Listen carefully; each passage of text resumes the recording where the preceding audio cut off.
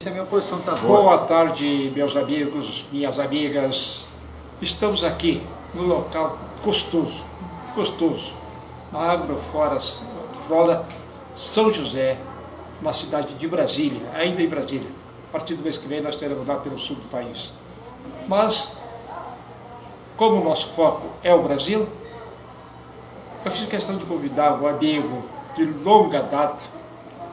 Quando ele nasceu, eu já estava correndo atrás das bolas, lá na cidade de Itajubá, na fábrica de água, o pai dele, Nilo Feixas Martins, nome que deixou saudades para muita gente.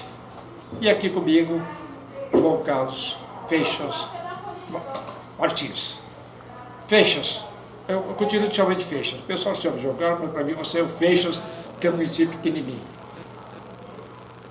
Você, nesse meio tempo, já fez muita coisa na área política, na área jornalística, na área familiar. O que interessa é que você não descansa. Quando você falou que já estava na casa dos 40 anos, fiquei surpreso. Ninguém faz tanta coisa em 40 anos. O seu boa tarde aos nossos ouvintes do Brasil e do mundo. Boa tarde a todos vocês, e é uma oportunidade preciosa estar aqui ao lado do meu amigo Rui Teles, amigo de longa data, um jornalista pugna pela qualidade da informação, um homem sério, um profissional sério da imprensa, de múltiplas atividades e talentos. Portanto, é um prazer estar aqui. Você falou múltiplas atividades, aí me preocupa. Quem pensa que faz tudo, não faz nada bem feito. Então, muda só. Esse aqui é mais ou menos. Eu destacaria, nas múltiplas atividades do Rui Teles, a condição de militar, de escritor e de ativista cultural. Ele é uma pessoa muito ativa. Bom, agora vamos. O Rui Teles já foi apresentado por você. Agora vamos ver o João Carlos Feixas Martins, homem público, jornalista, cientista social, escritor e mais algumas coisas que ele não conta. Como é que começou essa trajetória sua desde que saiu de Itajubá e chegou em Brasília? Ô Rui, eu saí de Itajubá em 1970, com 18 anos de idade, assim que eu acabei de prestar o serviço militar. Eu vim para Brasília consciente de que queria fazer o curso de jornalismo, comunicação social. E por aí eu segui, fui aluno da primeira turma do CEUB, vi o CEUB nascendo, e tornei até amigo da família do Alberto Pérez, do Herculino e do Pérez. Vi o CEUB nascendo do Cerrado e sou da primeira turma de jornalistas do CEUB. Faz tempo que isso aconteceu. 1974. Mas você falou que você prestou serviço militar lá no batalhão? Eu servi lá no 4º Batalhão de Engenharia de Combate, hoje Batalhão dos Pontoneiros, lá em Nessa época eu Itajubá. estava lá. Nessa época, a minha QM já era 11075. Ou seja, comunicação. E eu editava o jornalzinho da primeira companhia, Capitão Postiga. Postigão. E depois o Capitão Diniz, que hoje é diretor de Instituto Geográfico, lá em Itajubá. Lá em Itajubá. É. E parece-me que ele foi para outro presidente da Associação dos Militares, quer dizer, parece-me que é ele. Meu amigo, o Capitão Diniz. E nós iremos lá. Ele foi, inclusive, comandante lá como coronel, não foi? Ele era capitão. Ele era capitão, mas depois comandante da minha companhia. Depois, na época, o comandante do batalhão era o coronel Downey Teixeira Starling, que virou general. Exatamente, eu peguei o dado. Bom, eu peguei tudo isso que você está falando, eu estava lá. Eu cheguei lá em Itajubá em 61, como terceiro sargento. Saí de lá em em 71, que fui para o tiro de guerra, voltei para Itajubá, fiquei um ano em Itajubá e Brasília, a partir daí, encerrou minha carreira militar em 1986, sob o comando de Nilton Cruz. Desculpa. Mas faz parte da nossa vida.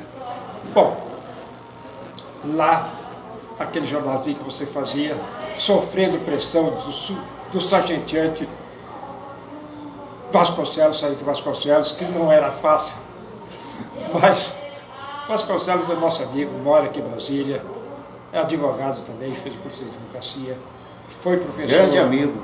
Foi professor, ele deve estar nos assistindo, mas o que interessa é que você deixou alguma coisa lá, naquele batalhão, do começo.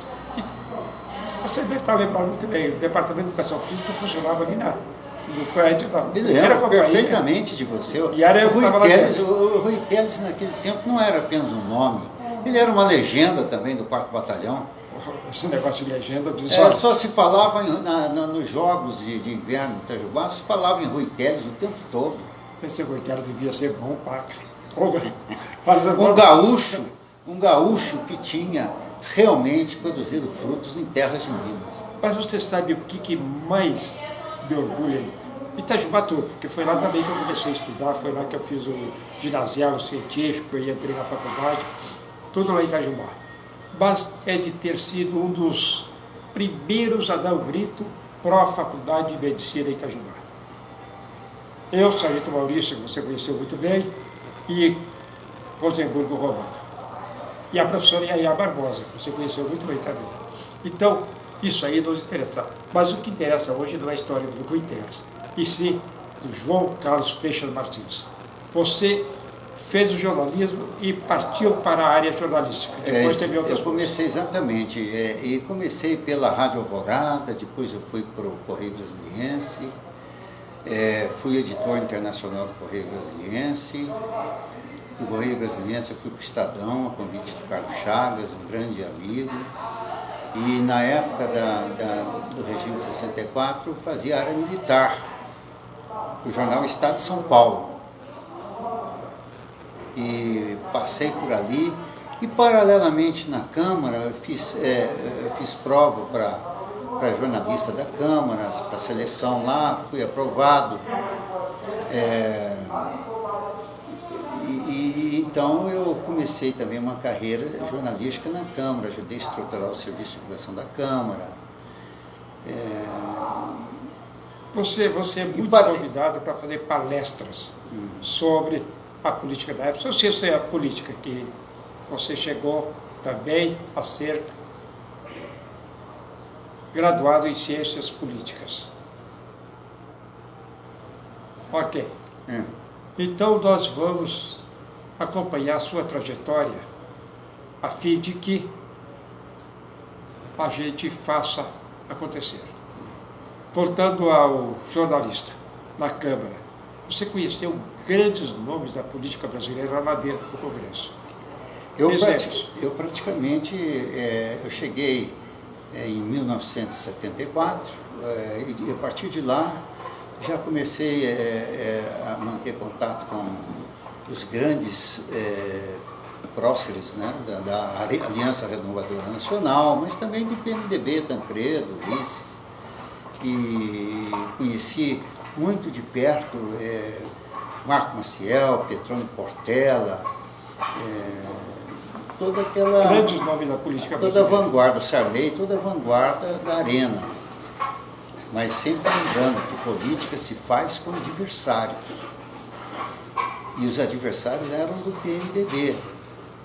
Portanto, eu tinha bom relacionamento com o pessoal do Tancredo, do Ulisses, Paz de Andrade. Eu nunca, como jornalista e cientista político, nunca esqueci de uma coisa: política é a arte de conquista e manutenção do poder.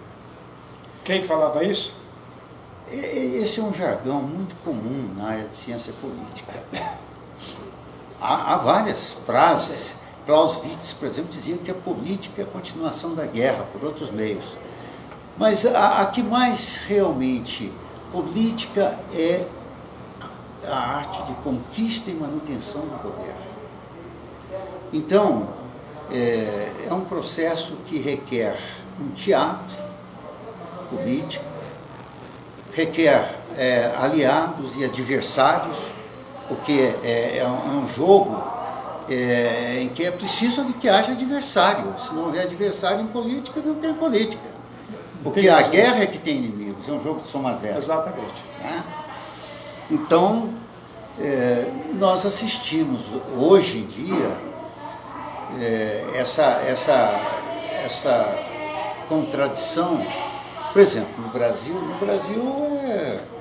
a política virou quase que uma guerra. Exatamente. Não há governo e oposição.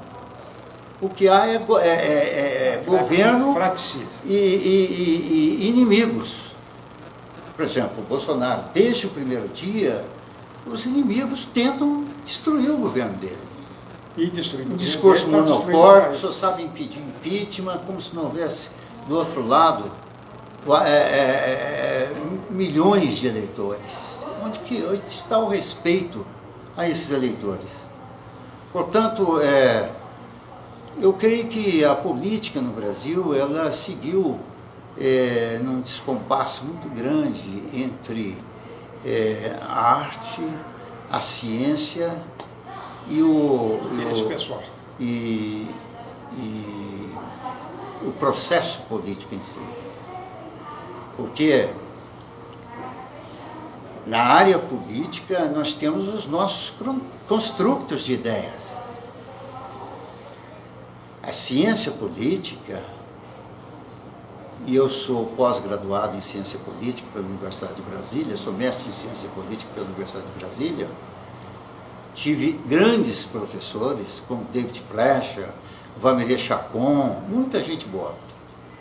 Pois bem, dentro dos construtos de ciência política, da política, os construtos mentais, a política, a ciência política, ela observa o funcionamento das instituições. A ideologia justifica as ações políticas. A teoria política revela o que está para acontecer. A filosofia, por excelência, ela indaga, ela sempre indaga. Filósofos que fazem só afirmações, como eu tenho visto muitos por aí, são falsos filósofos. Filósofo não afirma nada, filósofo só pergunta. E temos também a doutrina política, que a doutrina ela propugna, ela defende ideias. Dentro desses construtos, nós temos que prestar atenção, por exemplo, o caso do cientista político. Uma vez o senador Afonso Arinos, eu conversando com ele, eu cheguei a assessorá-lo na Assembleia Nacional Constituinte. Ele perguntou eu perguntei para ele o que o senhor entende como ciência política. Ele disse assim: é ciência de observação do funcionamento das instituições. Nunca mais eu esqueci isso. Pois bem, aí dizem que o cientista político tem que defender um bom funcionamento da política. Não, ele não defende isso. Quem defende isso é o sociólogo. O sociólogo, cabe a ele avaliar o bom funcionamento das instituições. O cientista político só observa o funcionamento do sistema político. O que é o sistema político? É um conjunto de unidades interagentes delimitadas no espaço político, né? E interagentes entre si, ou seja, você tem um sistema funcionando através dos seus agentes e dos seus processos recíprocos, no caso. Bom, então, essa proliferação de partidos políticos Nós temos mais de 30 e tantos políticos, 36 se não me engano, 38. A gente esquece. É claro que isso aí é uma coisa inadmissível. Interessa esse estiramento do sistema partidário, porque o sistema partidário, por excelência, ele revela a sociedade, as aspirações da sociedade. E se você tem um sistema tão estiolado desse jeito, fica até difícil entender quais são as demandas da sociedade brasileira. Exatamente, você verifica, está acontecendo. Essa é até uma observação do Jack Nolan, um amigo alemão, da Alemanha, um cientista político alemão. O partido é o reflexo da sociedade, não está nem além nem a quem. Ou seja, proliferação de partidos quer dizer que a sociedade está esfacelada. Sim, está estiolada. E uma sociedade, como dizia o De Gaulle,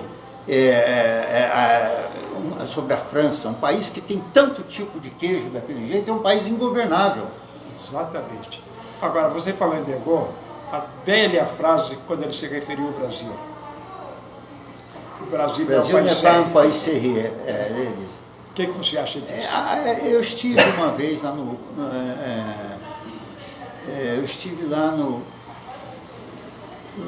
Quai d'Orsay, lá na França, e fui numa viagem preparatória para a visita do presidente Geisel, e o presidente Giscard, tive a honra de ser recebido particularmente por ele. O presidente Giscard d'Estaing, fui recebido particularmente por ele. Eu, Walter Fontoura e o Ney Gonçalves Dias. E lá para as tantas, eu procurei sondar os assessores lá sobre essa frase do Giscard d'Estaing. Nenhum deles confirmou isso não. Na época o embaixador Delfim Neto era o embaixador lá. E eu não confirmei isso aí, que o De Gaulle tenha dito isso aí não. Vou passar o apagador aí, estava lá no quadro de giz, apagou. Porque realmente isso aí depunha contra a França com relação a nós. Isso aí foi na Guerra da Lagosta. Foi exatamente.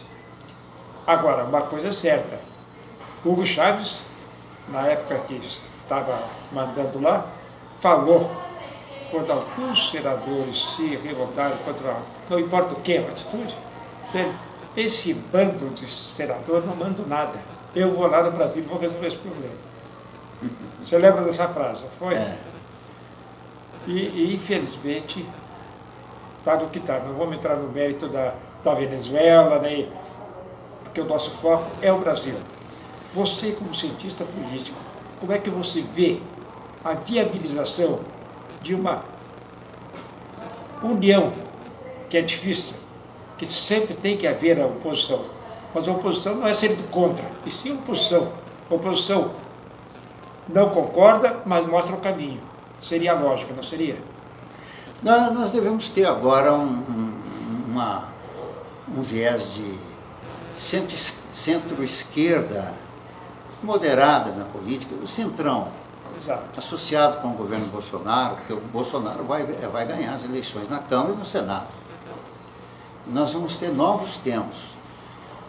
Poderão dizer, tempos de guerra ou de paz? Não. A oposição empedernida, a oposição globalista, a oposição da nova ordem mundial, que tem a seu serviço a imprensa, boa parte da imprensa, infelizmente, ele chama a extrema imprensa, essa oposição não vai sossegar. Ela só tem um objetivo, derrubar o Bolsonaro. O problema todo é o seguinte, houve uma inflexão nessa política toda, porque o Bolsonaro estabeleceu um eixo muito forte com o presidente dos Estados Unidos, Donald Trump.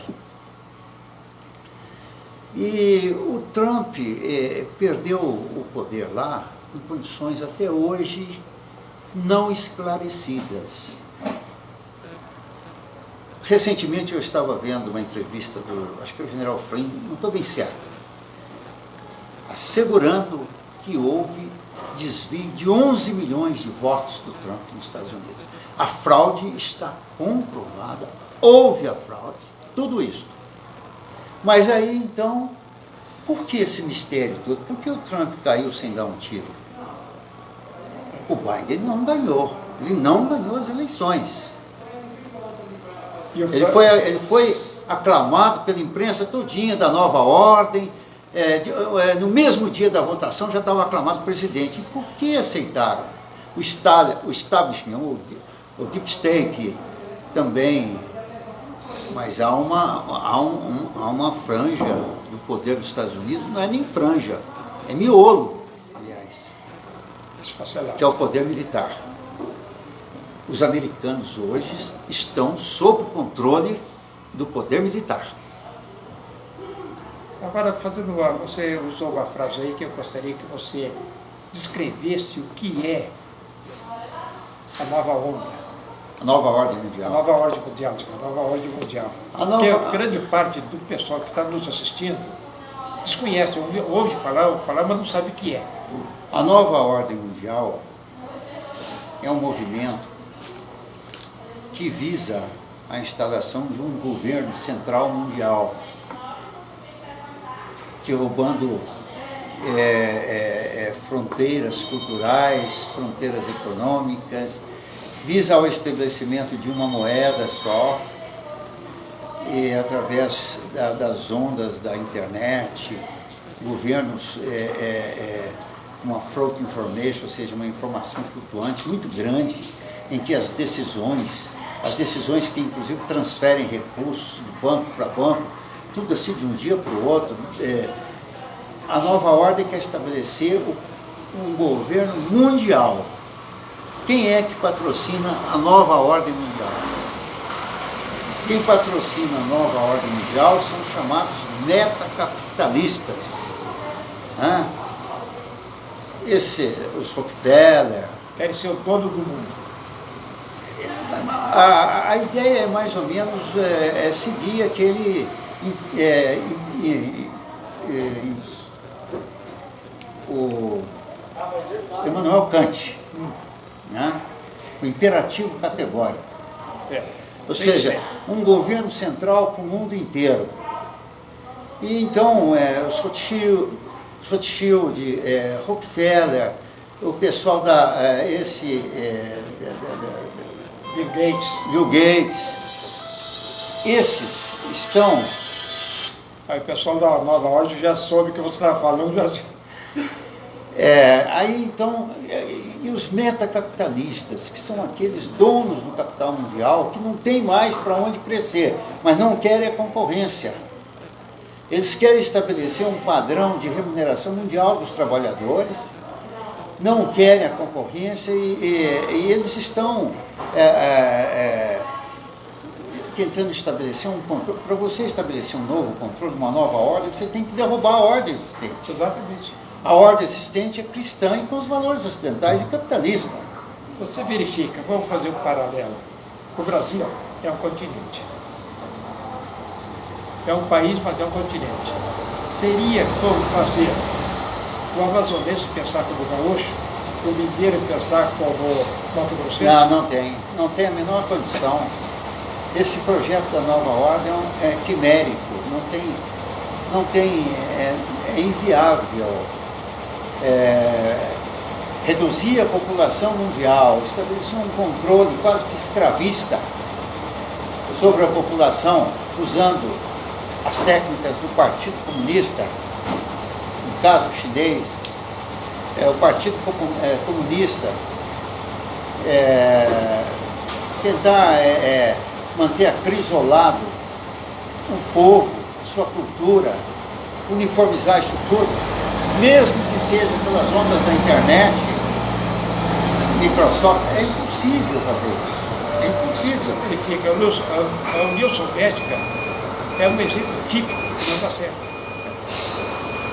Você tocou num assunto aí, a questão cultural. Uma vez eu estava lá em Manaus, em Roraima, conversando com um rapaz lá, e perguntei a ele, qual é o seu grande sonho? Ele falou assim, meu grande sonho é ir para Bogotá. Aí eu perguntei assim, mas por que não para São Paulo, Rio de Janeiro? Ele ficou meio assim perplexo, porque a referência cultural que eles tinham Era Bogotá. é Bogotá.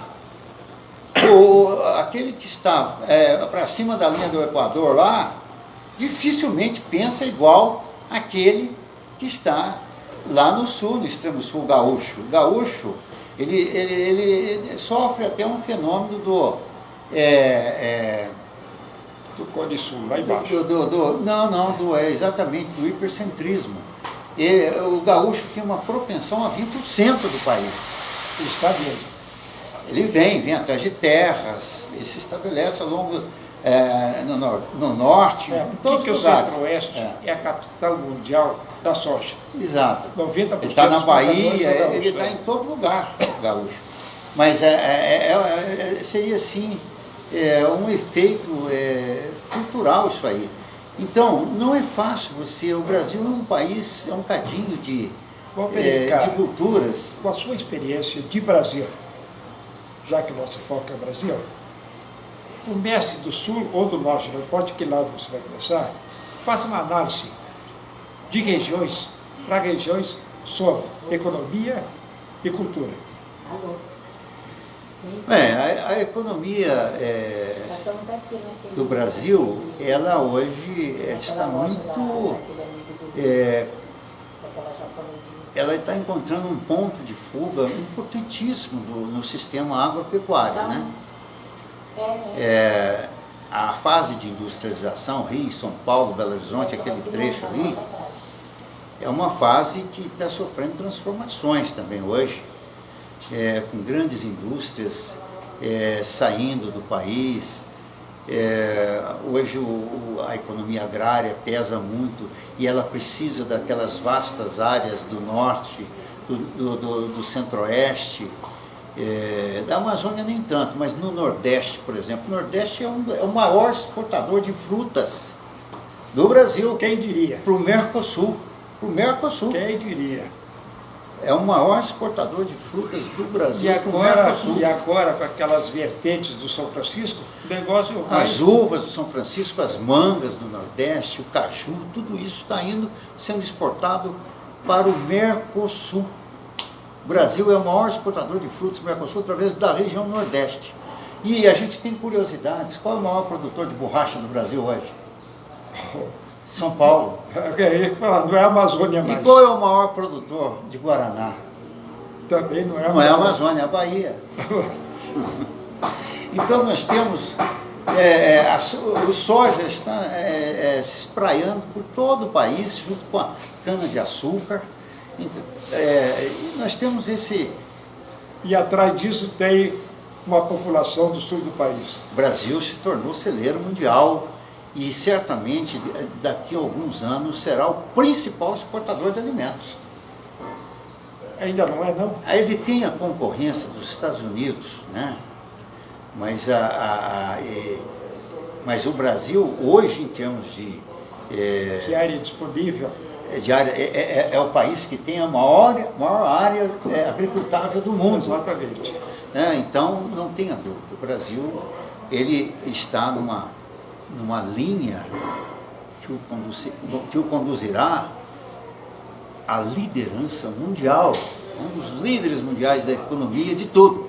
E o Bolsonaro tem razão, com tanta riqueza dessa, daí que não é uma observação do Bolsonaro. Nós já fazíamos isso. Isto é uma observação do establishment brasileiro. Se alguém imagina que o Bolsonaro está sozinho no governo, está enganado. É uma das maiores engenharias políticas de governo do Brasil.